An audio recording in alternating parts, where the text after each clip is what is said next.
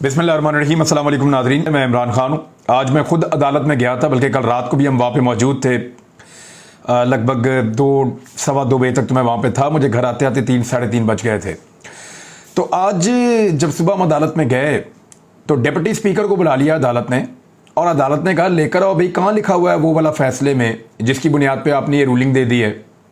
यानी deputy speaker ने ये रूलिंग दे दी कि सुप्रीम कोर्ट का एक फ़ैसला है, उस फैसले की रोशनी में मैं इस नतीजे पे पहुंचा हूं कि काफ लीग के वोट काउंट नहीं होंगे और काफ लीग के बंदे फारग हैं, और ये चौधरी शुजात हुसैन का लेटर है और वो पार्टी के हेड हैं, लिहाजा मैं ये सारा इनका वोट फारग कर रहा हूं और हमजा शहबाज वज़ीर आला पंजाब बरकरार रहेंगे और वही होंगे वज़ीर आला पंजाब। ये उन्होंने किया था। तो डिप्टी स्पीकर से बड़ा एक वाज़े क्वेश्चन किया सुप्रीम कोर्ट ऑफ पाकिस्तान के मुअज़्ज़िज़ बेंच ने। उन्होंने पूछा कि ये बताइए, आप ज़रा तशरीफ़ लें और ये बताएं कि हमारे फैसले में कहाँ लिखा है कि जिसकी बुनियाद के ऊपर आपने रूलिंग दे दी है, यानी जो आपने रूलिंग दी है वो आपने रेफरेंस हमारे फैसले का दे दिया है, तो बताइए वो रेफरेंस आपने कहाँ से दिया है, वो कौन सा पैराग्राफ है, आगे पढ़ के सुना दें। तो डिप्टी स्पीकर गायब। लोगों की बहुत बड़ी तादाद अदालत के अंदर भी, अदालत के बाहर भी और बाहर सड़कों के ऊपर भी मौजूद थी। पुलिस की सिक्योरिटी का भी बंदोबस्त किया हुआ था। तो लाहौर हाई कोर्ट की जो सुप्रीम कोर्ट रजिस्ट्री है उसके आसपास लोग सारा दिन आज इंसाफ की उम्मीद में मौजूद रहे। शाम को उनको एक दोबारा उम्मीद लगी है कि शायद इंसाफ उन्हें मंडे को मिल जाएगा। लेकिन ज़रा सूरत हाल पे आप गौर करें कि है क्या। हमजा शहबाज को अब अबूरी वज़ीर आला पंजाब बना दिया गया है। यानी वो वज़ीर आला पंजाब तो हैं लेकिन वज़ीर आला पंजाब नहीं है। ना वो अपनी काबीना बना सकते हैं, ना वो बड़े फैसले कर सकते हैं, ना वो अहम तैनातियाँ कर सकते हैं, ना अपने सियासी फ़ायदे के लिए अपने इख्तियारात को इस्तेमाल कर सकते हैं। तो हमजा शहबाज एक एडहॉक सलूशन है, एक अबूरी वज़ीर आला है, लेकिन वज़ीर आला पंजाब की जो असल पावर्स हैं उनको वो इस्तेमाल नहीं कर सकता, और उनकी वज़ारत आला भी अंडर क्वेश्चन है। और जो फ़ैसला हुआ है उसके बारे में अदालत ने कई मरतबा, एक मरतबा नहीं, कई मरतबा अदालत में मुअज़्ज़िज़ जज साहबान ने कहा कि बादियों नज़र में डिप्टी स्पीकर की जो रूलिंग है वो जो अदालत का फैसला है जिसके ऊपर रख के उसने वो रूलिंग दी है वो उससे मुतसादम है या उसके खिलाफ है। यानी 17 मई का जो अदालत का हुक्म है बादियों नज़र में डिप्टी स्पीकर की रूलिंग उसके खिलाफ है। और उन्होंने ये कहा कि 17 मई के फैसले को क्योंकि चैलेंज नहीं किया गया तो उस पर हम कोई नज़रसानी नहीं करेंगे। जिसने चैलेंज करना है जाए वहाँ पे जाकर उसको चैलेंज करे, हमारा वो फैसला वैसे ही मौजूद है। अब जो 17 मई का फैसला उसका पैराग्राफ नंबर 3 है उसको इस्तेमाल करते हैं डिप्टी स्पीकर। लेकिन आज जज साहबान ने वो पैराग्राफ पढ़ के भी सुनाया, वकला को कहा कि पढ़ो, और वो सब हैरान थे कि कहाँ से डिप्टी स्पीकर ने इसके अंदर से ये अखज़ कर लिया कि पार्लिमानी पार्टी की मीटिंग के अलावा जो पार्टी लीडर है ना या पार्टी का जो हेड है वही बंदा एक फैसला कर देगा और पूरी पार्टी उसकी पाबंद हो जाएगी। इस तरह तो मुअज़्ज़िज़ जज साहब ने यह भी कहा अदालत के अंदर, अदालत में ये रिमार्क्स आए कि इस तरह तो डायनेस्टिक पॉलिटिक्स जो है वो चलती रहेगी, मौरूसी सियासत, बाप के बाद बच्चा, उसकी बच्ची, उसका बच्चा, उसकी बच्ची, ऐसे ही चलता रहेगा। फैमिली के अंदर ही पॉलिटिक्स रहेगी, खानदानों की हुक्मरानी कभी खत्म नहीं होगी।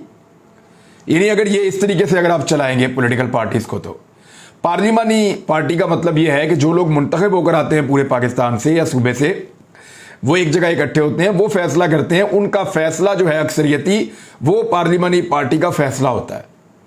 और उसको सारे जितने भी एमपीए या एमएनए होंगे, जो भी पार्लिमानी पार्टी और कौमी असम्बली के तो एमएनए होंगे, सूबाई असम्बली की है तो एमपीए होंगे, तो वो जितने भी मेंबर्स हैं वो सारे उस फैसले के पाबंद हो जाते हैं। तो अदालत ने यहां पे 63A(1)(b) के हवाले से भी क्लियर डायरेक्शन दी। आइन का आर्टिकल उन्होंने कहा जी हमने बाकायदा आइन के आर्टिकल का हवाला दिया हुआ अपने फैसले के पैराग्राफ नंबर 3 में। उस आइन के आर्टिकल 63A(1)(b) इसके बगैर फैसले मुकम्मल नहीं होता। तो उसको क्या पढ़ा आपने आइन के आर्टिकल को? तो इरफान कादिर साहब थे वकील, और मुझे तो ऐसा लग रहा था वो हुकूमत के वकील नहीं है, हमजा शहबाज वालों के वकील नहीं है। मुझे तो लग रहा था कि शायद वो अदालत की मावनत कर रहे हैं पाकिस्तान तहरीक इंसाफ की जानिब से। यानी उन्होंने जो भी किया या जो भी कहा आज के दिन में, ऐसा लगता है कि उसका सारे का सारा फ़ायदा पाकिस्तान तहरीक इंसाफ को या परवेज़ इलाही को हुआ है। जो कुछ भी इरफान कादिर साहब आज कहते रहे हैं, ये मुझे वहां पे लगा, मैं खुद सोच रहा था ये बात, मुझे और भी कुछ लोगों ने कहा कि इरफान कादिर साहब के दलाइल को हुआ क्या, वो तो कहीं कन्विंस कर ही नहीं पा रहे थे। और जजेस की बहुत तैयारी थी, क्योंकि ये जितना गंद डाला है, जितना गंद डाला है दोस्त मजारी ने, डिप्टी स्पीकर ने, वो सारा गंद अदालत के ऊपर रख के डाला है कि अदालती फैसले की वजह से मैंने ये किया है। तो अदालत को तो अल्टीमेटली अपने फैसले का तो पता होता है। तो उन्होंने कहा जी हमारे फैसले को बीच में ना लाएं, हमने अपने फैसले में ये बात कहीं नहीं लिखी जो आपने कर दी है। तो अब डिप्टी स्पीकर तो आए नहीं, उन्होंने सिक्योरिटी का बहाना लगा दिया। हमजा शहबाज भी नहीं आए, उन्होंने भी सिक्योरिटी का बहाना लगा दिया। अब गवर्नमेंट ऑफ पंजाब उनकी है, मुअज़्ज़िज़ जज साहबान पहुंच गए हैं, वो नहीं पहुंच पा रहे। जो खुद को सिक्योरिटी नहीं दे सकते वो लोगों को क्या सिक्योरिटी देंगे। बहरहाल फैसले का वो कौन सा पैराग्राफ है जिसको पढ़ के ये रूलिंग दी गई है डिप्टी स्पीकर की जानिब से, वो बताने में नाकाम रही हुकूमत और हुकूमती वकला। फवाद चौधरी साहब का ये कहना है कि इस सारी मिस एडवेंचर में जो ये किया गया है, मिस एडवेंचर है, ये भी रिवर्स हो जाएगा, पीर को हो जाएगा नहीं तो मंगल को हो जाएगा। पर तो काट दिए हैं वज़ीर आला के, गर्दन भी उतार देंगे। नहीं, मैं महावर्तन कह रहा हूं आपको। बहरहाल इस मिस एडवेंचर में एस्टेब्लिशमेंट बराबर की शरीक है, ये फवाद चौधरी साहब ने कहा है। मैं एस्टेब्लिशमेंट के बारे में एक और खबर आई है मार्केट में, अंसार अब्बासी साहब ने दिया। आजकल वो फौजियों की खबर बहुत देते हैं, फौज की, अस्करी इदारों की, एस्टेब्लिशमेंट की, आजकल बहुत खबरें देते हैं अंसार अब्बासी साहब। बहरहाल मैं बताऊंगा उन्होंने क्या खबर दी है और उसका फिर खबर का क्या बना। लेकिन इसमें पाकिस्तान तहरीक इंसाफ बहुत गुस्से में है, क्योंकि हमजा शहबाज को ही अबूरे वज़ीर आला बना दिया गया है। ये उस्मान बुज़दार को भी बनाया जा सकता था या कोई और सोल्यूशन भी हो सकता था। तो इसके ऊपर शदीद तहफ़्फ़ुज़ात है कि हमजा शहबाज को क्यों अबूरी वज़ीर आला बनाया गया। एक चोर है, चोर को क्यों बनाने की ज़रूरत थी। कौम को ट्रक की बत्ती के पीछे अब नहीं लगाया जाना चाहिए, इस किस्म की बातें पाकिस्तान तहरीक इंसाफ कह रही है कि ये एक ओपन एंड शट केस है और फ़ौरन से पहले क्लियर हो जाना चाहिए कि किसका क्या इसके अंदर रोल रहा है। अब दूसरी जानिब जो हुक्मरान इत्तेहाद है वो भी इसमें एक्टिव हो गया है और दोबारा से मुत्तहिद हो गया है। डॉलर की कीमत बढ़ी, ये नहीं बैठे। स्टॉक मार्केट गिर गई, ये नहीं बैठे। महंगाई 35% हो गई, ये नहीं बैठे। बिजली 100% दुगनी कीमत की हो गई, ये नहीं बैठे। गैस 50% कीमत बढ़ गई, ये नहीं बैठे। पेट्रोलियम मसनूआत की कीमतें जो हैं वो दुगनी हो गई, ये नहीं बैठे। बैठे कब हैं? जब इनकी अपनी हुकूमत खतरे में आई, क्योंकि पंजाब हुकूमत गई तो वफाकी हुकूमत भी गई। इसकी मिसाल ऐसे है कि दो दरवाजे हैं, ये दरवाज़ा तभी बंद होगा ना, एक जाता है दूसरा उसके पीछे जाता है, ये ऐसे ही होना है। पंजाब की हुकूमत जानी है, साथ ही वफाकी हुकूमत भी जानी है, क्योंकि पंजाब जब तक इनके हाथ में है तब तक वफाकी हुकूमत ये चला पाएंगे। जब पंजाब इनके हाथ से निकल गया तो वफाकी हुकूमत चलाने के काबिल ये हुक्मरान इत्तेहाद नहीं रहेगा। उसी को बचाने के लिए पूरी कोशिश कर रहे हैं। अब वो जजेस के कंडक्ट के ऊपर उंगली उठा रहे हैं, अदलिया की तौहीन में कुछ जुमले बोल रहे हैं। फिर उनका कहना है कि हुक्मरान इत्तेहाद दोबारा मुत्तहिद हो गया, यानी सारे इकट्ठे हो गए और फुल कोर्ट बनाने का इन्होंने मुतालबा शुरू कर दिया है। और अब ये मुख्तलिफ किस्म की जो है वो प्रायोरिटीज आप इनकी देख लें कि इनकी तरजीह जो है वो ये नहीं है कि पाकिस्तान आगे बढ़े, इकॉनमी ठीक हो या गरीब का भला हो। तरजीह इनकी ये है कि इनकी हुकूमत कायम रहनी चाहिए और NRO 2 मुकम्मल होना चाहिए। हुकूमत का ये कहना है कि इमरान खान सियासत में इंतशार पैदा करना चाहते हैं। अबूरी वज़ीर आला नहीं लगना चाहिए था और बल्कि वज़ीर आला हमजा शहबाज को ही होना चाहिए था। मरियम नवाज़ ने इसमें कुछ ट्वीट्स किए हैं, ज़रा मैं आपको पढ़ के बता देता हूँ, आपके लिए ज़रा थोड़े हैरत अंगेज़ होंगे। लेकिन अभी थोड़े दिन पहले एक और फैसले के ऊपर बहुत तारीफ़ करने वाली मरियम नवाज़, जो फैसला इनके हक़ में आया था, इस फैसले के ऊपर क्या कह रही हैं ज़रा ये आप देखिए। मरियम नवाज़ साहबा फरमा रही हैं अपने आखिरी 2 ट्वीट्स के अंदर, मौजूदा सियासी इंतशार और अदम इस्तेहकाम का सिलसिला उस अदालती फैसले से शुरू होता है जिसके ज़रिए आइन की मनमानी तशरीह करते हुए अपनी मर्जी से वोट देने वालों के वोट ना गिनने का हुक्म जारी हुआ। आज इसकी एक नई तशरीह की जा रही है ताकि अब भी इसी लाडले को फ़ायदा पहुंचे जिसे कल पहुंचा था नामंजूर। अगर इंसाफ के ऐवान भी धौंस, धमकी, बदतमीज़ी और गालियों के दबाव में आकर बार बार एक ही बेंच के ज़रिए मखसूस फैसले करते हैं, अपने ही दिए फैसलों की नफ़ी करते हैं, सारा वजन तराजू के एक ही पलड़े में डाल देते हैं, तो ऐसे एकतरफा फैसलों के सामने सर झुकाने की तवक्को हमसे भी ना रखी जाए। बहुत हो गया। ये अदालत को एक धमकी है जो मरियम नवाज़ ने लगाई है। अब मरियम नवाज साहिबा, ये अदालत है, ये आपकी पॉलिटिकल पार्टी नहीं है जिसको आपके अब्बा जी ने बनाया है, जिसको आप अपनी मर्जी से चलाएंगी, ऐसा मुमकिन नहीं है। ये अदालत है, ये अदालत फैसला करेगी, कभी आपके हक में आएगा, कभी आपके खिलाफ आएगा। यही अदालत से आपके वालिद साहब को 50 रुपए के स्टाम्प पेपर के ऊपर पाकिस्तान से बाहर भेजा गया। बहुत सारे लोगों को पसंद नहीं आया फैसला, लेकिन सारे चुप करके बैठे हैं, देख रहे हैं। इसी अदालत से जब थोड़े दिन पहले डिप्टी स्पीकर की जो रूलिंग थी कासिम सूरी की, उसके खिलाफ जब तफसीली फैसला आया तो आपने बहुत खुशी का इजहार किया था। अब आपके खिलाफ केस चल रहा है, अभी आपको यह नहीं पता कि फैसला आपके हक में आएगा या खिलाफ आएगा। आपने पहले से ही अदालत के ऊपर चढ़ाई शुरू कर दी है और बदतमीजी वाली जुबान बोलना शुरू कर दी है। इसको जरा समझिए, ये कोई पॉलिटिकल पार्टी का इंटरनल मामला नहीं है, ये आईन का मामला है। आईन ये कहता है कि पार्लिमानी पार्टी का फैसला हर मेंबर के ऊपर बाउंडिंग होगी कि वो उसको पूरा करे। यही लिखा है जजेस ने अपने फैसले के अंदर। एक चीज जो जजेस ने अपने फैसले में लिखी ही नहीं, उसकी बुनियाद पे डिप्टी स्पीकर एक गलत रूलिंग दे रहा है, तो जजेस का ये काम है कि वो बताओ यार कहां लिखा है, क्या कहा है हमने तो ऐसी कोई बात ही नहीं की जिसपे तुमने फैसला रख के कर दिया है।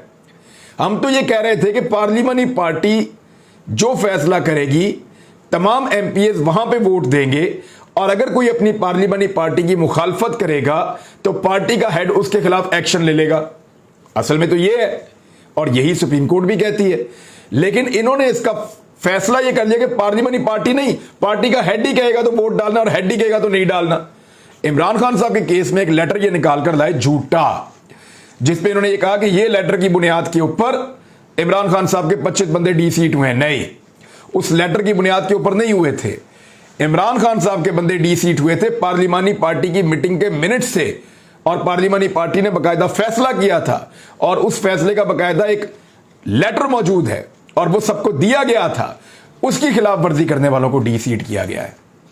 ऐसा हो ही नहीं सकता कि उस फैसले की खिलाफ वर्जी, यानी सिर्फ इमरान खान के फैसले की खिलाफ वर्जी के ऊपर डी-सीट किया जाए, वरना वो पहले एक गुलालाई थी, वो भी हो जाती उस वक्त, वो तो नहीं हुई थी डी-सीट। तो अब इसमें जो है वो इमरान खान साहब भी बोले, उन्होंने कहा कि पाकिस्तानी मईशत को ये माफिया घुटनों पर ले आया है। न्यूट्रल्स को कहा था कि माफिया को आने दिया तो कोई नहीं संभाल पाएगा पाकिस्तान की मईशत को, और अब सूरत हाल वैसी ही हो गई। उधर नवाज शरीफ बहुत सख्त नाराज हो गए सियासी सूरत हाल के ऊपर, और उन्होंने अपने कई रहनुमाओं से बात करते हुए कहा कि मुस्लिम लीग नून बहुत बुरी तरह सियासी तौर पर डैमेज हो चुकी है, और उनको इस बात का अंदाजा है, और उनको उनके इत्तेहादियों ने फंसा दिया है। अब भी हालात ऐसे हैं कि इंतखाबात की तरफ शायद जाना पड़ जाए। मौजूदा हालात में अंसार अब्बासी साहब ने खबर दी, फिर ये ARY पे चली 6 बजे की शाम की खबरों में, जियो के ऊपर चली, और उसमें यह बताया गया कि मौजूदा हालात में एस्टेब्लिशमेंट ने मुदाखलत का फैसला कर लिया है, यानी पॉलिटिकल जमातों को बिठाने की कोशिश की जाएगी, और केयर टेकर हुकूमत कब बन रही है और कब इलेक्शन होंगे इसके बारे में, यानी मईशत को कैसे ठीक करना है या उठाना है इसके ऊपर बात करवाई जाएगी। इलेक्शन कब और कैसे होंगे इसके ऊपर बातचीत की जाएगी। इस पे पाकिस्तान तहरीक इंसाफ ने जो रिस्पॉन्ड किया, उन्होंने कहा जी पहले सबसे इलेक्शन की तारीख बताएं, उसके बाद ये बताएं कि केयर टेकर गवर्नमेंट अब कब बना रहे हैं, फिर बात करेंगे, बैठेंगे और बात करेंगे जिन चीज़ों के ऊपर बात करनी है। वैसे इस पे तो इमरान खान साहब ने कल भी कहा था कि हम बात करने के लिए तैयार हैं 3 चीज़ों के ऊपर, लेकिन उसके ऊपर कोई एहतसाब के ऊपर या NRO के ऊपर मैं बात नहीं करूंगा। बात करनी है तो आए मईशत के ऊपर, इलेक्शन के ऊपर, और स्टैब्लिशमेंट के सियासत में किरदार के ऊपर अगर आपने बात करनी है तो आप आए, मैं उसके लिए राजी हूं, लेकिन इसके बदले में किसी को NRO नहीं मिलेगा। जजों के ऊपर शदीद तनकीद शुरू कर दी है मुस्लिम लीग नून ने, और वो कोशिश कर रहे हैं कि दबाव में लेकर अदलिया को फैसला अपनी मर्जी का करवाएं। हालांकि ये एक बिल्कुल ओपन एंड शट केस है, जितने लोग गए हैं सबने इनको बता दिया कि ये केस नहीं जीतने वाला, ये मंडे तक, ट्यूसडे तक, 2 दिन तक और डिले हो सकता है। अल्टीमेटली हमजा शहबाज की पंजाब में हुकूमत खत्म होनी है और वो खत्म हो जाएगी। कुछ लोग ये कह रहे हैं कि दोस्त मजारी को अदालत ने क्यों बुलाया। मेरा ये कहना है कि अदालत ने अगर दोस्त Mazari deputy speaker Punjab assembly को बुलवाया और उनको मौका दिया कि वो अपना मौक़िफ़ पेश करें, तो फिर अदालत को कासिम सूरी को भी बुलवाना चाहिए था और उनको भी यही मौका दिया जाना चाहिए था कि वो अपना मौक़िफ़ पेश करें और उस साइफर के ऊपर बात करें जिसकी बुनियाद के ऊपर उन्होंने एक रूलिंग दी थी। वहां डिप्टी स्पीकर को बोलने का या मौक़िफ़ देने का मौका नहीं मिला, लेकिन यहां डिप्टी स्पीकर को बोलने का और मौक़िफ़ देने का मौका भी अदालत दे रही है, वकला को मजीद टाइम भी दे रही है। आज नून लीग के वकला जो है उनका सिर्फ एक ही मतमा नजर था, सिर्फ एक, कि कुछ भी हो जाए, कुछ भी किया जाए, आज तारीख हासिल की जाए। टाइम गेनिंग टैक्टिस था ये, कि कम से कम हमें 2 दिन मिल जाएं, मंडे वाले दिन समात हो, फिर ट्यूसडे तक हम इसको ले जाएं। मेरे ख्याल में ये पीर मंगल बुध तक मैक्सिमम, इससे आगे ये जा नहीं सकता सारा मामला, ये वहां तक जाकर रुक जाएगा। तो एस्टेब्लिशमेंट के हवाले से जो खबर चली है, अंसार अब्बासी ने भी दी है, जियो पे भी चली है और मुख्तलिफ जगहों पे, ISPR तो उसको डिनाई कर रहा है, लेकिन मेरे ख्याल में एस्टेब्लिशमेंट का इस वक्त सबसे जो अहम किरदार हो सकता है पाकिस्तान की सियासत में, वो यही है कि वो कोई किरदार अदा ना करें मेहरबानी करके। अब तक के लिए इतना ही। अपना ख्याल रखिएगा, अपने इस चैनल का भी। अल्लाह हाफिज़।